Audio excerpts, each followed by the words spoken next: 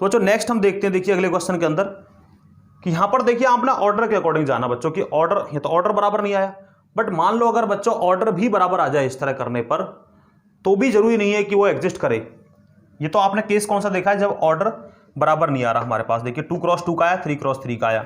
अब मान लीजिए यदि हमारे पास क्या होता है बच्चों कि इन एनी केस अगर ये ऑर्डर भी हमारे पास सही तरह से आ जाए, जैसे मान लीजिए आपने क्या किया, स्क्वायर मैट्रिक्स ले लिया बच्चों। अगर मान लीजिए आपने देखा कि अगर मैंने ले लिया A इज इक्वल टू 1 0 और यहाँ पर है 0 -1 एंड B बच्चों ले लिया आपने, B ले लिया आपने 0 1 और 1 0, तो बच्चों ये हमारे पास आ गया। तो अब आप क्या देखेंगे, देखिए अब अगर आप देखते हैं, अगर आप AB को निकाल के देखेंगे, AB बच्चों AB का प्रोडक्ट करिए, देखिए कितना आ जाएगा, 1 0 0 0 1 0, तो 0 आया। नेक्स्ट वाले को देखेंगे आप 1 1 1 और ये 0 का 0 हो जाएगा बच्चों। नेक्स्ट करेंगे 0 और ये -1 हो जाएगा। यहाँ पर करेंगे 0 1 0 और ये भी हमारे पास क्या है बच्चों, 0। अब आप देखिए AB आ गया बच्चों, BA क्या आ जाएगा, BA देखिए इसको फर्स्ट करिए, इसको लास्ट, कन्फ्यूजन के लिए मैं यहाँ लिख देता हूँ इसको 1 0 ताकि कन्फ्यूजन आपको ना हो। देखिए BA 0 1 किया 0 बच्चों और 1 0 0 आ गया। नेक्स्ट वाला सोल्व किया 0 और ये -1 तो -1 ही आया। यहाँ पर इसको करेंगे तो कितना आ गया बच्चों, 1 आ गया और 0 का 0। फिर नेक्स्ट करेंगे देखिए फिर 0। अब आप ध्यान से देखिए इन दोनों का अगर आप ऑर्डर देखेंगे 2x2, ये ऑर्डर 2x2, आने वाली जो मैट्रिक्स है उसका ऑर्डर भी 2x2 और बच्चों BA का ऑर्डर भी 2x2। अब भी अगर आप ध्यान से देखेंगे तो AB not equal to BA। तो ध्यान रखिए, सबसे पहले मैंने आपको क्या बताया कि AB अगर एग्जिस्ट करता है तो जरूरी नहीं कि BA एग्जिस्ट करे। सेकंड बच्चों क्या बताया कि जब AB और BA दोनों एग्जिस्ट कर गए तो उसके बाद जरूरी नहीं कि ऑर्डर के अकॉर्डिंग वो बराबर आ जाएं। बच्चों थर्ड में मैंने क्या देखा लास्ट वाले उसमें कि अगर मान लो ऑर्डर भी हमारे पास सेम आ जाता है, इस तरह ऑर्डर जब सेम आ जाता है तब भी जरूरी नहीं है कि AB और BA बराबर हों। ध्यान रखिए इस बात को। ये आप लिख सकते हैं, थोड़ा मैं यहां इसको चेंज करके लिख देता हूं,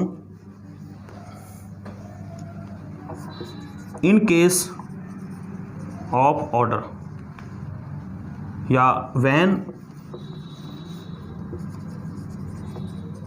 ऑर्डर इज नॉट सेम। अब देखिए बच्चों अगर मान लीजिए क्या होता है, if order of AB and BA is same are same, then it is also not necessary that AB will be equal to BA। देखिए बच्चों यदि बच्चों मान लीजिए AB और BA का अगर ऑर्डर सेम भी आ गया, then it is also not necessary that AB is equal to BA, तब भी बच्चों जरूरी नहीं है कि AB BA के बराबर होगा। ये बात ध्यान रखिए बच्चों। 3 केसेज हम जान चुके हैं। नेक्स्ट बढ़ते हैं बच्चों। अब ये बराबर होने के चांस कब हैं, उस केस पर आते हैं जब ये बराबर हो सकते हैं। जब बच्चों ये बराबर हो सकते हैं उस केस पर आते हैं। देखिए कि ये बराबर कब हो सकते हैं। तो बच्चों ये बराबर कब हो सकते हैं कि अगर मान लीजिए आपने क्या किया कि 2 मैट्रिक्स इस तरह के लिए, देखिए 2 मैट्रिक्स ले लिया आपने इस टाइप के, एक मैट्रिक्स A है और बच्चों देखिए 1 0 0 2 ये है और ये है B इज इक्वल टू हमारे पास है, B इज इक्वल टू क्या है बच्चों हमारे पास 3 0 0 और ये है हमारे पास 4। अब देखिए बच्चों ऑर्डर देख सकते हैं दोनों का सेम, स्क्वायर मैट्रिक्स, सिंपल सी बात है। तो मैट्रिक्स मल्टीप्लिकेशन तो एग्जिस्ट करेगा ही करेगा हर हाल में। तो आप AB को निकाल के देखिए बच्चों, 3 1 3 और 0 का करेंगे तो 0, नेक्स्ट 1 0 0 0 4, ये भी 0 आ गया। देखिए इसको करते हैं 0 3 0 और 2 0 को करेंगे तो बच्चों 0 ही आएगा हमारे पास। नेक्स्ट को देखिए 0 और 4 2 8, ये मेरे पास आ गया बच्चों। अब अगर आप BA को देखते हैं, BA को, तो बच्चों A बराबर कितना है, ये है हमारे पास 1 0 0 2। अब देखिए BA को देखते हैं आप, तो BA में क्या है 3 1 3 आप देखते हैं, 0 का करेंगे 0 3 + 0 0, सॉरी 3 आना हमारे पास। नेक्स्ट 3 0 0 और 0 2 0, तो बच्चों 0 ही आएगा यहाँ पर। नेक्स्ट देखिए 0 और 1, क्या आएगा 0, 4 और 0 0। नेक्स्ट देखिए 0 0, 4 2 जा 8। अब देखिए बच्चों ये दोनों हो गए बराबर। इस केस में आप देख सकते हैं कि A B is equal to है बी ए। तो बच्चों ए बी बी ए के बराबर है, बट किस टाइम पर बराबर है बच्चों? ध्यान से देखिए मैट्रिक्स किस टाइप के हैं। मैंने मैट्रिक्स के टाइप्स आपको बताए थे, तो उनमें से किसी टाइप्स का ही मैट्रिक्स है, किसी टाइप्स के मैट्रिक्स हैं ये। तो देखिए A B is equal to B A when A and B are scalar matrix. बच्चों ए और बी यदि स्केलर मैट्रिक्स होते हैं तो हम बोल सकते हैं कि ए बी और बी ए क्या होते हैं, बराबर होते हैं। या फिर हम बोल सकते हैं such that matrix multiplication is competitive. तो बच्चों ध्यान रखिए इस केस के अंदर कब, जब स्केलर ऑर्डर होता है। जब देखिए जब स्केलर मैट्रिक्स होती है, आपने देखा है स्केलर मैट्रिक्स के अंदर कि डायगोनल को छोड़कर बाकी सभी जगह पर कोई एलिमेंट नहीं होता, मतलब सारे एलिमेंट 0 होते हैं। तो वो केस केवल आपको बताता है कि ए बी और बी ए एग्जिस्ट कर जाता है। तो बच्चे देखिए मैं 4 केस बना चुका हूँ इस टाइप में। अब आते हैं बच्चों नेक्स्ट देखिए कि अगर मान लीजिए नेक्स्ट केस पर आते हैं। देखिए कि आप रियल नंबर में क्या सीखते हैं बच्चों। देखिए नेक्स्ट क्या है कि जीरो मैट्रिक्स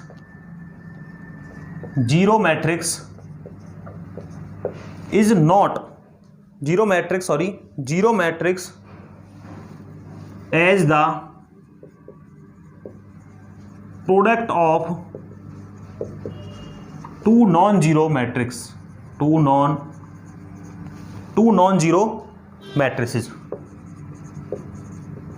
देखिए बच्चों इसका मीनिंग क्या है, इसका मतलब समझते हैं। देखिए zero matrix as the product of two non zero matrices. बच्चों देखिए रियल नंबर में हम एक इंपॉर्टेंट बात पढ़ते हैं कि A B is equal to 0 if either A is equal to 0 और बी इज इक्वल टू 0। बच्चों A B is equal to 0 होता है, बट कब होता है? या तो जब ए बराबर 0 हो और या फिर बी बराबर 0 हो। बट बच्चों इंपॉर्टेंट बात यह है मैट्रिसेस के अंदर ये चीज़ नहीं होती। चाहे भले ही A B not equal to 0 हो और B B not equal to 0 हो, तब भी हमारे पास मैट्रिक्स 0 आ जाता है। इस बात को आप समझ सकते हैं एक एग्जाम्पल के जरिए। देखिए तो रियल नंबर ध्यान से देखना, where A and B are real numbers. But आप लिख सकते हैं but in the case of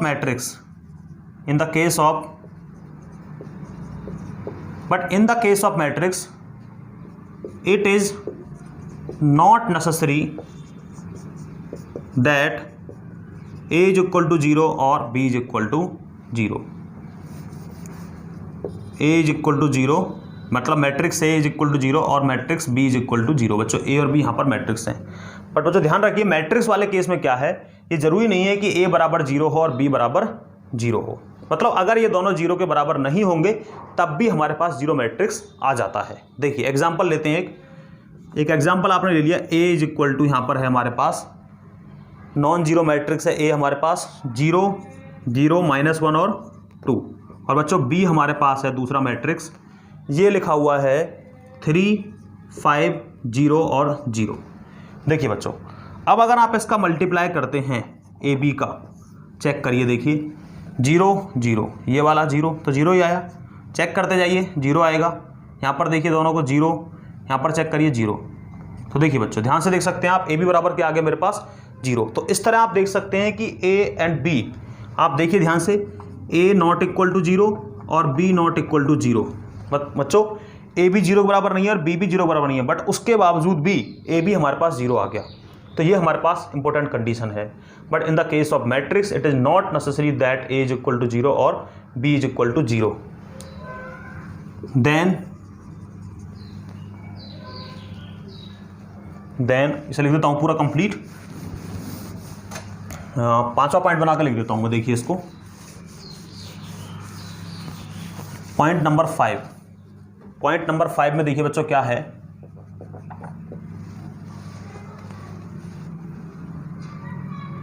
if matrix A not equal to 0 and B not equal to 0 then there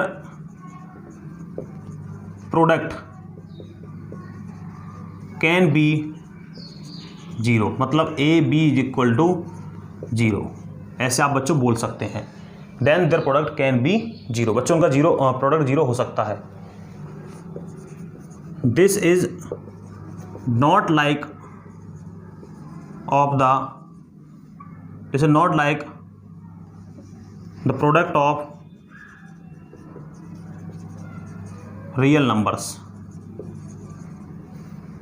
जैसे कि आप बोल सकता हूं मैं कि if A B is equal to 0 होता है रियल नंबर के अंदर for A B belong to real number.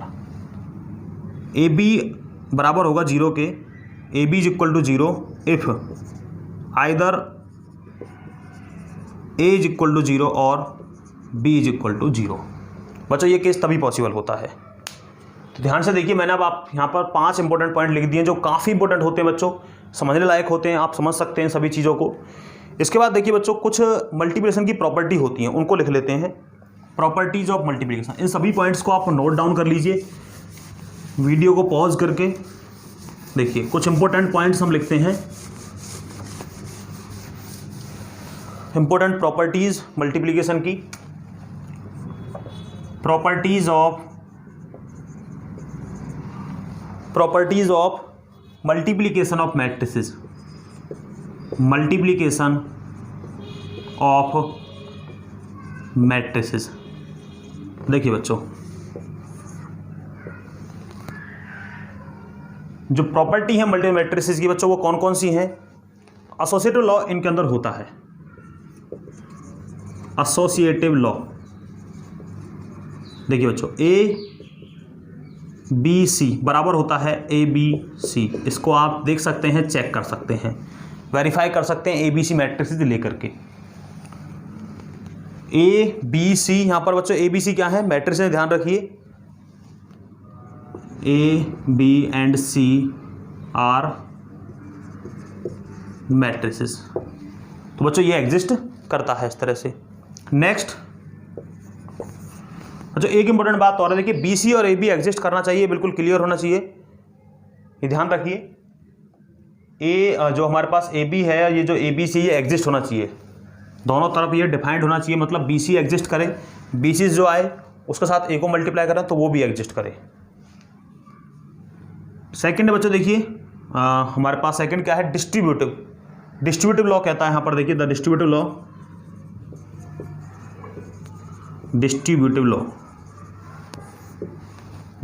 Law बच्चों देखिए क्या होता है? For three matrices A comma B and C, 3 matrices हमारे पास बच्चों देखिए। तो जो बच्चों मल्टीप्लिकेशन है वो क्या होता है? एडिशन पर डिस्ट्रीब्यूट होता है बच्चों। और इसी तरह देखिए इस तरह से होता है, मल्टीप्लिकेशन जो है बच्चों क्या होता है? एडिशन पर डिस्ट्रीब्यूट हो जाता है। Multiplication distribute over addition, A B plus क्या आ जाएगा? ए सी। इसी तरह से अगर देखेंगे आप ए प्लस बी डॉट सी, तो कैसे? ए सी प्लस बी सी। इस तरह बच्चों एग्जिस्ट करता है। थर्ड प्रॉपर्टी क्या है बच्चों? Existence of identity. तो बच्चों यहाँ पर आइडेंटिटी एग्जिस्ट करती है। देखिए यहाँ पर क्या ले देंगे आप? For matrix A. तो देखिए बच्चों, अगर आप ए को मल्टीप्लाई करते हैं आई में, अब बच्चों आई क्या है? आई इज द आइडेंटिटी मैट्रिक, जो मैं पढ़ा चुका हूँ आपको, बराबर होता है आई ए के। और जब आप निकालेंगे तो क्या आएगा? ए आ जाता है बच्चों। Where I is the identity matrix of same order as that of matrix A. बच्चों वही ऑर्डर की होगी जिस मैट्रिक्स का, जो मैट्रिक्स ए है जिस ऑर्डर का होगा उसी का। तो बच्चों ये सारी प्रॉपर्टीज होती हैं मैट्रिक्स मल्टीप्लिकेशन को लगाने के लिए, काफ़ी यूजफुल होती हैं। अदरवाइज हम क्वेश्चंस को अच्छी तरह सोल्व नहीं कर सकते अगर आप इनको नहीं जानते। तो बच्चों इनको अच्छी तरह आप जानिए फर्स्ट, नोट डाउन करिए, इनको रीड करिए अच्छी तरह से और देन आप एक्सरसाइज आप स्टार्ट करिए। तो देखिए बच्चों, अब हम स्टार्ट करते हैं एक्सरसाइज हम स्टार्ट करते हैं। एक्सरसाइज में कुछ क्वेश्चन हम सोल्व करेंगे जो काफ़ी अच्छे भी हैं, जिनको आप आसानी सोल्व भी कर पाएंगे। तो देखिए बच्चों क्वेश्चन सोल्व करते हैं। अब क्वेश्चन नंबर 19 सॉल्यूशन देखिए। क्वेश्चन नंबर 90 में लिखा हुआ है बच्चों, a trust fund has 30,000 that must be invested into 2 different types of bond. बच्चों क्या है, एक ट्रस्ट फंड है जिसको दो अलग अलग टाइप के बॉन्ड्स में जो है बांटा गया है। 2 different types of bond invest किया गया 2 डिफरेंट टाइप के बॉन्ड के अंदर 30,000 रुपये को बच्चों। और बताता है आपको आगे, फर्स्ट बॉन्ड देता है ये बच्चों, मान लीजिए पहला बॉन्ड है फर्स्ट बॉन्ड और ये है सेकेंड बॉन्ड। पहला बॉन्ड देता है बच्चों 5% इंटरेस्ट देता है और दूसरा बॉन्ड देता है बच्चों 7% interest. Using matrix multiplication determine how to divide 30,000। Matrix multiplication का यूज करके बच्चों क्या बताना आपको कि 30,000 को आप कैसे बांटेंगे 30,000 को, कि हमारे पास जो trust fund must obtain an annual total interest कितना आए, जो बच्चों इंटरेस्ट आए वो 1,800 रुपये आए इस पर, और कितना आए 2,000 रुपये आए। तो बच्चों मतलब आपको किस प्रकार से इसको बांटना है 30,000 रुपये को, कि मेरे पास 1,800 रुपये आए इंटरेस्ट रूप में और 2,000 रुपये आए तो ट्रस्ट फंड के रूप में, सॉरी ट्रस्ट फंड पर। देखिए तो आपने क्या किया, मान लीजिए जब 5% पे जो दिया है वो मान लिया आपने x दिया है बच्चों, और बचा हुआ किस पे दिया है, बचा हुआ कितना है 30,000 माइनस x, ये दिया है आपने 7% पर। तो देखिए बच्चों डिस्ट्रीब्यूट किस तरह किया है आपने, इस तरह से, और क्या बताया गया, देखिए आपने डिस्ट्रीब्यूट कर दिया इस तरह से। मैट्रिक्स में करते हैं इसको convert, x 30,000 minus x, sorry इस तरह से देखिए। और इंटरेस्ट कितना है बच्चों, देखिए यहाँ पर 5% और ये 7%, और कितना मिलना चाहिए आपको। देखिए पहला क्वेश्चन क्या है, फर्स्ट क्वेश्चन, ये होना चाहिए बच्चों 1,800। तो कितने रुपए किस तरह इन्वेस्ट होना चाहिए, देखिए तो ये आ गया हमारे पास x इंटू 5% प्लस, देख सकते हैं मल्टीप्लाई करेंगे, सिंपल है, कितना आया 30,000 माइनस x, और ये कितना है 7% इज इक्वल टू 1,800। अब अगर आप सोल्व करेंगे तो क्या आ जाएगा, 5x divide by 100 plus 30,000 minus x और 7/100, और जो कहाँ मल्टीप्लाई हो जाएगा बच्चों, यहाँ पर 2 जीरो और लगा दो एक्स्ट्रा, किसके लिए, परसेंटेज के लिए लगा दिया आपने इसको। यहाँ पर आया 5x प्लस यहाँ से 21 और 4 टाइम 0, यहाँ पर 7x, यहाँ पर 1,80,000 है ये। अब देखिए कितना आ जाएगा यहाँ से -2x, और जब इसको इसमें से लेस करेंगे आप देखिए कितना आएगा हमारे पास -30,000, और x बराबर कितना आएगा बच्चों 15,000। तो पहली स्कीम के अकॉर्डिंग तो बच्चों क्या है कि इन फर्स्ट में क्या देना चाहिए बच्चों 15,000 रुपये, और सेकंड में देना चाहिए कितना बच्चों, देखिए सेकंड, तो फर्स्ट में मैंने माना था x, सेकंड में क्या 30,000 माइनस x, कितना आ गया 15,000। तो बच्चों अगर 1,800 रुपये उसको अगर इंटरेस्ट लेना है तो उसको 15,000 पहले वाले में और 15,000 दूसरे वाले में डालने पड़ेंगे। अब दूसरा केस और है बच्चों, देखिए अगर 2,000 चाहिए, इन केस सेकंड केस देखिए क्या है, 2,000 अगर चाहिए तो क्या करना पड़ेगा, x यहाँ पर है 30,000 माइनस x, और अब कितना देना बच्चों 5% 7%, और कितना इंटरेस्ट चाहिए उसको अब 2,000। तो किस तरह बांटे, देखिए करिए मल्टीप्लाई फिर से, x into 5% plus 30,000 minus x, और ये कितना है 7%, और ये आ गया 2,000। अब देखिए करिए कैलकुलेट, परसेंट हटाएंगे वहाँ पर 100 आ जाएगा, तो 5x प्लस 21 4 टाइम 0, और ये हमारे पास है -7x, और यहाँ पर हो गया 2 जीरो और लगा दो एक्स्ट्रा।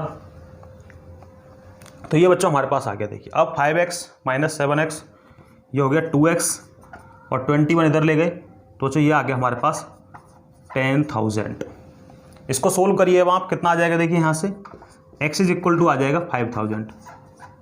तो इसका मतलब बच्चों क्या है, सेकंड स्कीम के अंदर क्या है, सेकंड स्कीम के अंदर बच्चों ये है कि फर्स्ट बॉन्ड में कितना देना चाहिए, फर्स्ट वाले में कितना देना चाहिए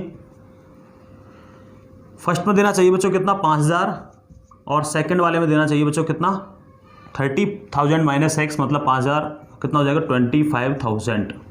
इतने रुपए उसको इन्वेस्ट करने चाहिए इस तरह से, तब जो है उसको ब्याज मिलेगा कितना 2000 रुपये। देखिए बच्चों नेक्स्ट क्वेश्चन देखते हैं, एमसीक्यू क्वेश्चन है नेक्स्ट।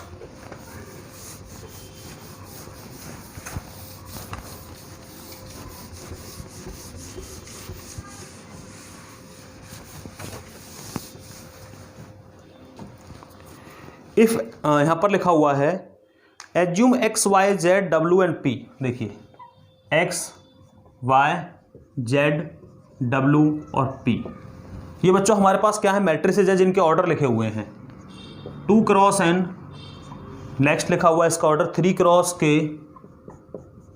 यहां पर लिखा हुआ है 2 क्रॉस p, n क्रॉस 3 और बच्चों यहां पर लिखा हुआ है p cross k।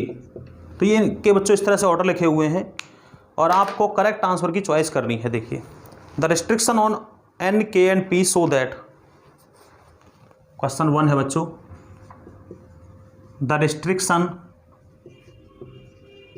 On n k and p so that क्या लिखा हुआ है so that p y plus डब्ल्यू y will be defined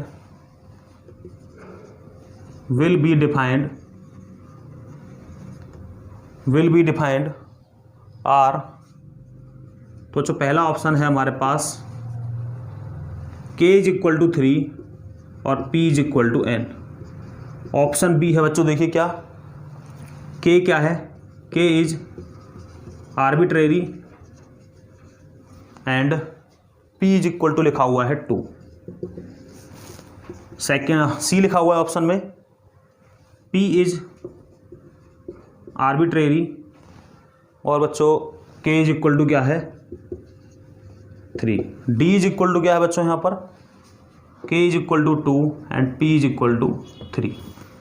question second है बच्चों इसी पर if n is equal to p, then order of the matrix